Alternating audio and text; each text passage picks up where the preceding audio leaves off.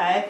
So my name is Terra Lee Mays. I'm the Manager of Arts for Boys and Girls Clubs of Western Pennsylvania.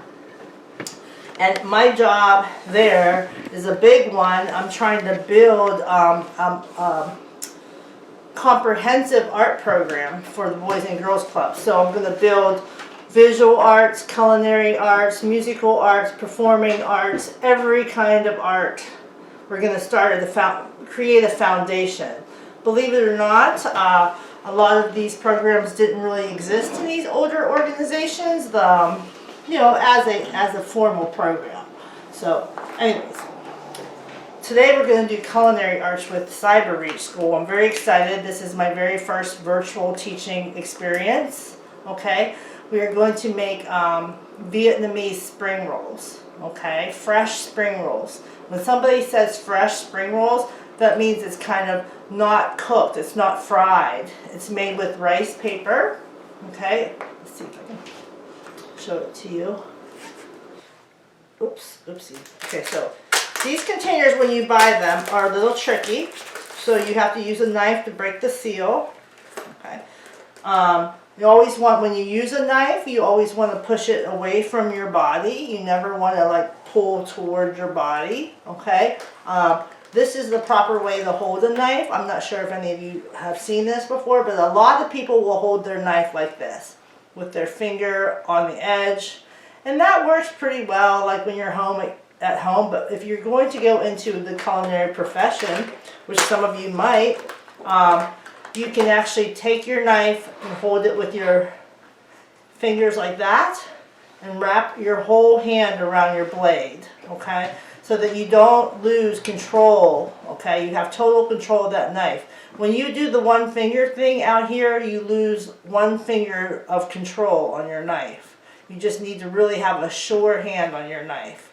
Okay, especially the sharp kitchen knives, the culinary knives. You know, they're sharpened and honed, and they're like razor sharp. So any little slip and you'll get a cut. So you want to always have control. Okay, that's good to know. The thing about fresh spring rolls is this. This is rice paper. And a lot of kids will laugh at this because it looks like really weird, you know. It looks like this hard, clear, semi-translucent paper, and it has this really cool pattern on it. But if you go on YouTube, which is wonderful, you guys have YouTube. When I was growing up, we had no internet whatsoever, so there was no YouTube, you know, and there was a phone hanging on the wall, so that just dated me. You can probably guess how old I am now. But so I was explaining how these are traditionally made, these rice papers.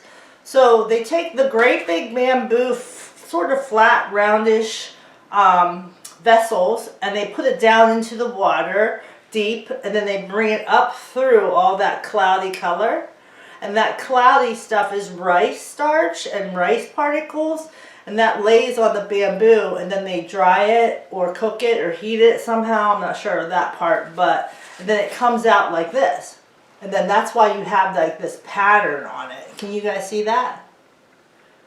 Okay, so it's pretty cool. Also, when you see this process of how to use this, it gets really soft and pliable.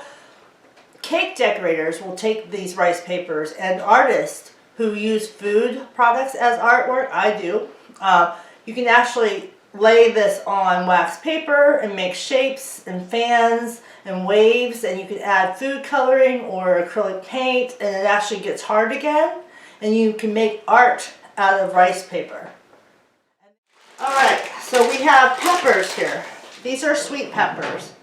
Alright, you just buy them in a little bag like this. You can get them anywhere. Okay, I like using the small peppers versus the great big peppers, because if I'm teaching a bunch of different classes, I might only need like 4 or 5 of these peppers. Okay, so I can use one bag for 2 classes. Okay. When you are cooking and teaching in the culinary arts, a lot of things like that you have to think about. Convenience. When you're working in a kitchen, they'll have, you know, massive amounts of vegetables, and they'll buy in bulk. So that's completely different sort of scenario. So there you go. This is the chopped peppers. I just chopped some peppers. Okay, those are going to go into the spring rolls. We're going to have a whole medley of things. All right, so this is a whole bunch of fresh mint. It has been cleaned. It's very affordable. I think this one was less than $2, okay? So you want to have some fresh mint for this, or you can use cilantro. To make spring rolls, the key ingredient in a spring roll, especially fresh spring rolls, is lettuce, okay? Whatever lettuce of your choice.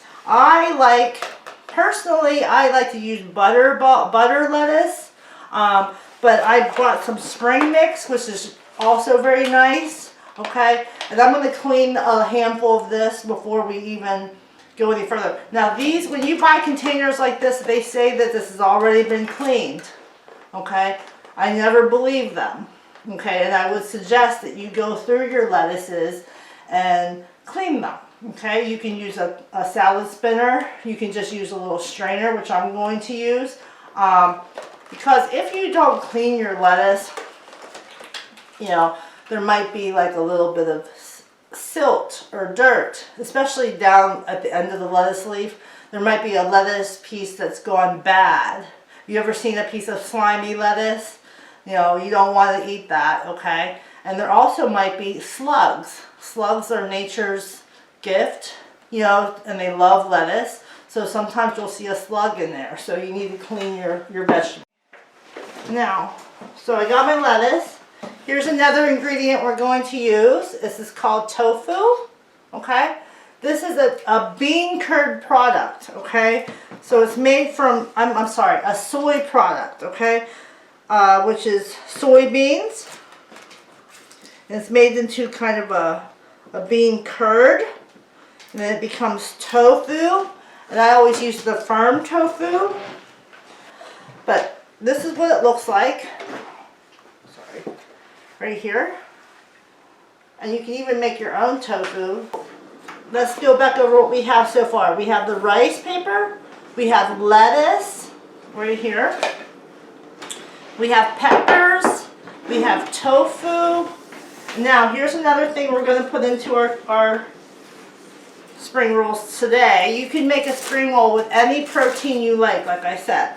For if you're vegetarian, you can use the tofu. Just the tofu and the vegetables. If you like seafood or meat, we're going to use some crab, some artificial crab stick, okay? I usually get this at the Asian market in the freezer section, and they're already made and wrapped individually. They're about this big. You can see that. Okay, you can also use shrimp. You can peel some shrimp, you know, and then when you wrap the spring roll, you put the pretty parts, or you might put the shrimp on the outside or the crab on the outside so people can see what's in there. This is kimchi, guys. This is a Korean national, this is like a Korean national product, okay? I know how to make my own kimchi, and I can give you guys that lesson too.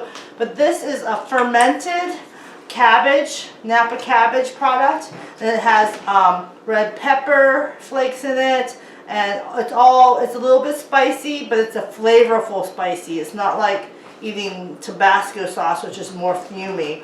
This has the red pepper, the Korean red pepper sauce put into this. And sometimes they put fish, oysters, things like that in that. This does not have the fish part in it, okay? But this is just a very good thing. It's good for everything. Gut health, they talk about gut health. This actually helps me digest food, okay? It's just a very tasty product. I need to back up a second though and tell you guys a little bit about why I'm into my Asian cooking and other cultural cooking. I am from South Korea. I was born in South Korea, but I was adopted to the United States when I was 10 months old. And my family is from rural Western Pennsylvania, and we grew up on a half farm. So we were country people.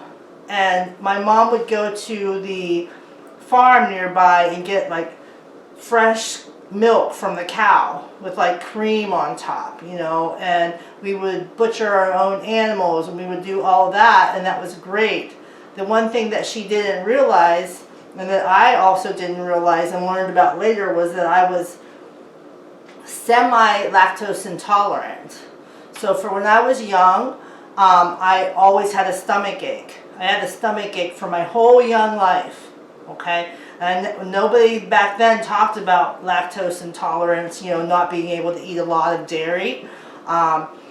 So I grew up that way, no problem. But when I moved out and then went to college, I went to Slippery Rock University for the reason, the primary reason was they had 70 different exchange programs, and I wanted to go back to Korea to find out about my heritage.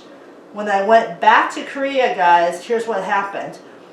I found out that I was lactose intolerant. Most Koreans, I would say at least half, are, okay? And when you go to the Korean market or the Korean store, you don't see, like in the United States, you don't see walls and walls of different kinds of milks and cheeses.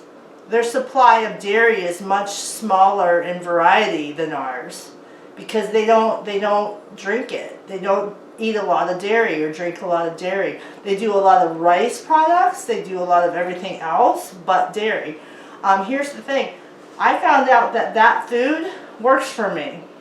That Asian food and Korean food in general makes me feel better on a regular basis. So I learned a lot in that experience, and I hope that as you guys get older and you try different kinds of food, or if you know a little bit about maybe some of your family's culture or ethnicity or location, that you try the food from that, you know, from that part of you. So we have everything we need now, okay? We have rice paper, we have mint, we have freshly cleaned spring mix, a lettuce, we have tofu and peppers, sweet peppers, peanut sauce, ginger sauce, and crab meat, imitation crab meat. Okay? So, and last but not least, kimchi for that little spicy kick. So here we go. We're ready to learn how to assemble. All right. So I'm going to take my rice paper, which is curling up a little bit because it's picking up the humidity in the room. Okay. So you're going to put that on your cutting surface or your cutting board, or a piece of wax paper, or a glass plate, or a foam plate. You do not want to make these on a paper plate. They will stick. Okay? So it has to be something that, you know, you can remove it from easily. I'm going to take my spray bottle. There's two ways to do this. You can either use a spray bottle, or you can have a big pan of water nearby and you can pass it through the water a couple times. I like using a spray bottle. It's just more convenient for me. So I'm going to spray both sides of the rice paper. We are making fresh Vietnamese style spring rolls. There's a lot of different things that you can do with rice paper. It's a lot of fun. So while this is getting wet, even now it's getting wet, okay? It's getting softer, okay? We're going to start building. First I'm going to put first I'm going to build a little wall of lettuce. Can you guys see this? You can see the lettuce here. We're going to put that near the end of the rice paper, okay, toward me, all right? And then we're going to take our noodles. And usually when I do noodles, I didn't do it now because I'm at home, I would soak these, I would coat these with sesame oil so they don't stick together so much, okay? Then the next line is going to be your noodles, all right? And you can use different kinds of noodles if you don't want to use the Chinese ramen. You could use the top ramen. You can, you know, the oodles and noodles, the cheaper noodles. You can use vermicelli, angel hair, spaghetti. On top of the noodles, I'm going to put a crunchy vegetable. So what I like to do is mess around with my textures. I like soft against crunchy, you know, soft, medium, hard. So this is the harder vegetable, the peppers. So I'm going to put a couple sweet peppers in there. I'm going to put a nice piece or two of tofu in there, just for a little addition, okay? And then I'm going to put 2 sprigs of mint. So I'm going to show you guys what this looks like so far. There you go. Can you see that? All right. So then I'm going to take my peanut sauce. All right. And I'm just going to put a couple dollops there. 1. I'm using 2 instruments, 2 forks. You can use 2 spoons or whatever, just to get a little bit of that in there. And then, before we add our crab meat, here's, oh, kimchi. Yes.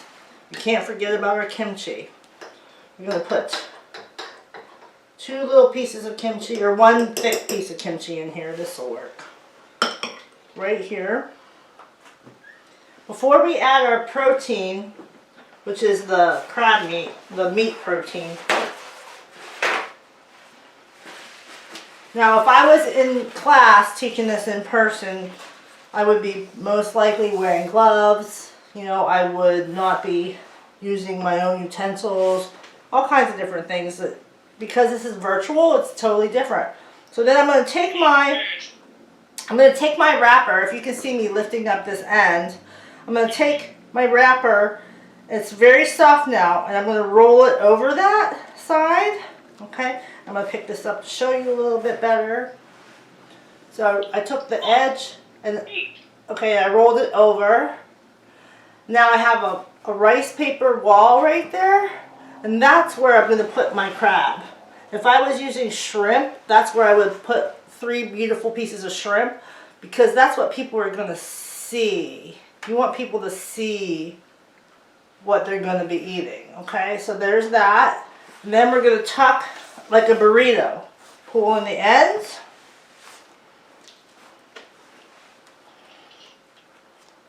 And roll it. And then you end up with sort of this beautiful thing. Okay. Can you eat rice paper? Mm-hmm. Yes, this is totally edible. And this is very soft. Look, this, yeah. So now I'm going to take my roll, and you can just eat this like this. You can just stick this in your mouth and eat it. But I'm going to try to be a lady, okay? And I'm going to cut this in half. So you want to take a nice knife.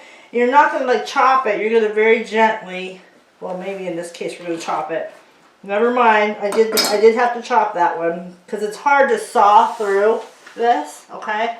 So now I'm going to let Pittsburgh Pat try this and give me his opinion, okay?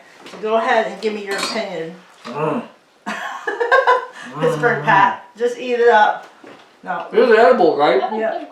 This is totally edible. Question in the chat. They're asking about, are there any sauces you'd recommend to go with spring roll? Yes. So thank you. Sometimes I can't see the chat from this far away, but I'm gonna work on that for next time. We're gonna figure that out. That's okay. We're here to help. No problem. Cool. So we made the peanut satay sauce. We made like a chicken peanut satay sauce with peanut butter, soy sauce, and sriracha. So it's a spicy peanut butter sauce. But for those that are allergic to peanuts, though, you can use just plain soy sauce if you want, or you can use this is a ginger sauce. It's very liquidy. You can use that. There's also another sauce that these are commercial sauces from the Asian market that I like from the Asian market. It's called a miso sauce. It's a sesame product, and that is delicious with these, okay? I just so happen, every week, guys, I teach 2 other culinary classes, so I try to line up everybody to do the same thing. So I actually had some of that, but it got used up in my last class. And before that class, I had bang bang sauce. So you can buy this stuff in the grocery store. It's called bang bang sauce. Basically you can use any sauce you like. Yeah, but it's all delicious. But the point of this spring roll, guys, is it's light. You know, it's easy to make. You pretty much can, it's like making Mexican or a burrito. And that's where the connections come in, guys. Everything I cook usually is connected to another culture as well. Can any of you think about what another kind of roll or wrap might be from another culture besides Asia? Let's see.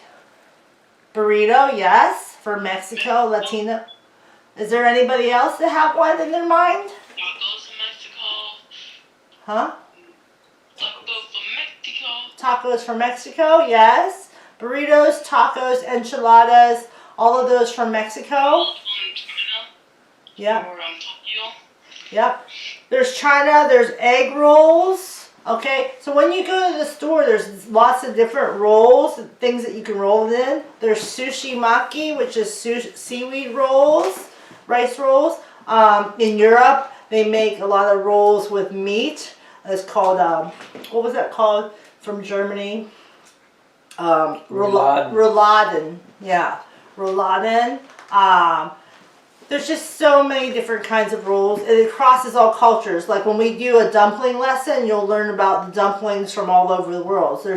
Every culture makes a dumpling, you know, so it's pretty cool. The next thing I want to talk to you guys about too is potential, okay? So the things that I show you in these lessons, I want you guys to think, because there's no hard and fast rules to cooking. If you see how we made this and you can find a way to use these same ingredients together, but maybe change the shape, or maybe make it into a pouch, or like change any of it up, but using the same ingredients, that's called potential. That's using your creativity. And sometimes when you're growing up, you might be in a situation where you're hungry, but maybe you only have like 3 out of 5 of those ingredients. Team from Canada. Yeah. So you could make a noodle dish. You can make a noodle dish with those vegetables in there without the rice paper. Okay? You can take the rice paper and just wrap any 1 or 2 of these items in it. Okay? Sometimes you have a taste for something and you want good Asian food and you cannot find it. There might be something in a Chinese restaurant or whatnot that says that it's good, but when you eat it, it's not as good as it would be if you made it yourself. So a lot of times, like I am wanting a certain taste, a certain texture, a certain meal, and I cannot find it for the life of me. So guess what? It's time for me to make it myself. So I mean and then I'm totally satisfied because I get exactly what I want. And also it's cheaper to make it yourself. Yeah. What will we be doing next week? I think next week we're going to do a rice lesson. I think we're going to do sushi maki, which is rolled sushi. And then after that, we'll go into some dumplings and some hot foods, you know? Yeah. Wonderful. So we're kind of like going from cold and warming up as we go. Yeah. Wonderful.